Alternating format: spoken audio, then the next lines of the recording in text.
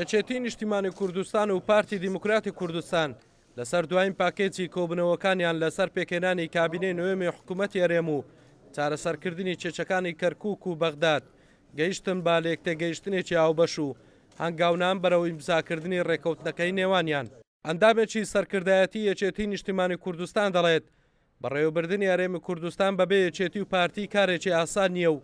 بەشداریکردنی یەکێتیش لە حکوومەت بۆ هەموو لایەک گرنگە.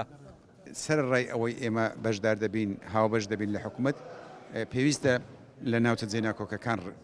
ڕێککەوتنمان هەبێ لە بەغدا ڕێککەوتنمان هەبێ لە هەمووشی ئەوانە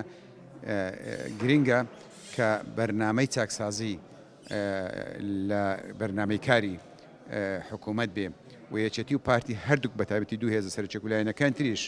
لەسەر چاکسازی بەردەوام بین لەسەروی ئەوانشەوە پێویستە ئێمە سیستەمێکی سەقامگیر دامەزرێنین ئەو سیستەمەی ئێستا کاری پێدەکرێن یاخود ئەو بێ سیستەم ئێستا کاریکردن ناسەقامگیری نائارامی دروست دەکات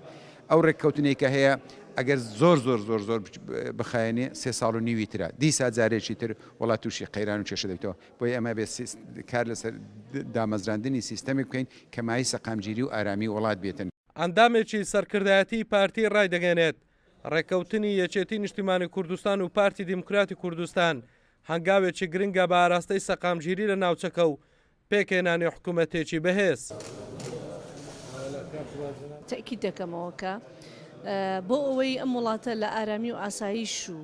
لە تەبایی و لە پێشکەوتنی زیاتر بێت دەبێ هەمیشە ئەم دوولایەنە کاریگەرە پارتی دیموکراتی کوردستان یەکێتی نیشتیمانی کوردستان تا قۆناغێکی دی کە نازانین لە ئایندە دوای چەندین ساڵی دیکە چ ڕوودەدا بەڵام تا ئەو قۆناغی کە ئێستا ئێمە تێیدا دەژین ضرورەت وا دەخوازێ دەبێ بەیەکەوە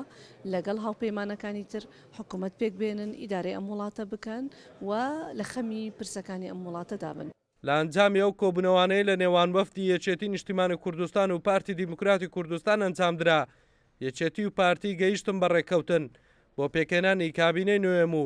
چارەسەرکردنی کۆی کێشەکانی دیکە بڕیاریشە لەم هەفتەیەدا یەکێتی و پارتی کۆ ببنەوە و ڕێکەوتنەکەی نێوانیان ئیمزا بکەن. ئەڵکورد ئەحمەد کورساد نیوز هەولێر.